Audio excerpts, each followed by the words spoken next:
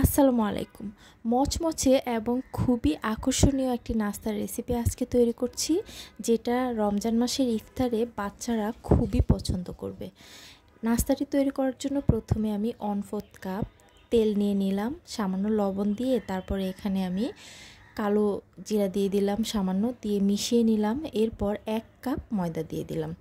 1 cup ময়দা দিয়ে আজকে আমি অনেকগুলো নাস্তা বানাবো। ময়দাটাকে এখন নর্মাল পানি দিয়ে শক্ত শক্ত করে একটা ডো তৈরি করে নিলাম। এবার রেস্টে রেখে দিলাম।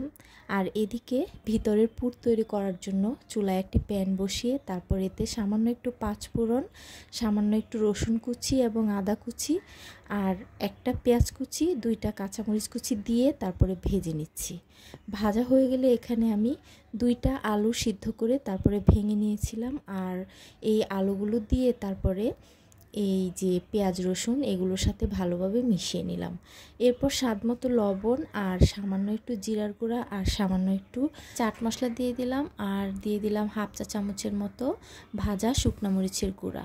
এরপর খুবই ভালোভাবে মিশিয়ে নিলাম, আর সবশেষে দিয়ে দিলাম ধনেপাতা কুচি দিয়ে ভালো করে মিশিয়ে তারপরে নামানোর আগে একটা সিদ্ধ ডিম এরকম কুচি কুচি করে দিয়ে ভালোভাবে মিশিয়ে নেব।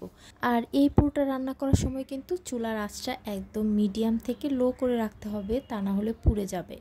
তো আলুর এই পুরটাকে আমি এরকম গোল গোল করে এক পাশে রেখে দেব। এবার ডোটাকে আবারও ভালোভাবে মতে নিলাম আর 2টা ভাগ করে নিলাম।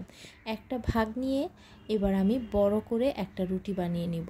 রুটিটা খুব বেশি মোটাও হবে না, আবার খুব বেশি যে পাতলা তাও না, নর্মাল একটা রুটি বানিয়ে নিব। এরপর গোল একটা কিছু দিয়ে রুটিটাকে এরকম গোল গোল করে কেটে নিব, আর এক্সট্রা যে অংশটা সেটা উঠিয়ে ফেলে দিব।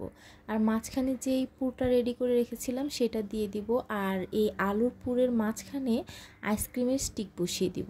এবার ময়দা দিয়ে একটা গ্লু তৈরি করে নিব, আর এই রুটির চারপাশে গ্লুটা লাগিয়ে তারপরে এভাবে টেনে টেনে এনে তারপরে আইসক্রিমের স্টিকের মধ্যে লাগিয়ে দিতে হবে। আর গ্লু দেওয়ার কারণে দেখতে পারবেন খুবই ইজিভাবে লেগে যাবে, সহজে এটা খুলেও আসবে না। আর এভাবে করে আমি সবগুলো ললিপপ তৈরি করে নেব। আর এই মিনি ললিপপগুলো আপনি যদি ইফতারের টেবিলে রাখেন, বাচ্চারা দেখবেন খুবই পছন্দ করবে, আর সবারই আকর্ষণ থাকবে এই ললিপপটা খেতে আসলে কীরকম হয়েছে। এগুলো চাইলে আগের দিন বানিয়ে নর্মালে রেখে দিতে পারবেন, আর ইফতারের সময় ভেজে নিতে পারবেন।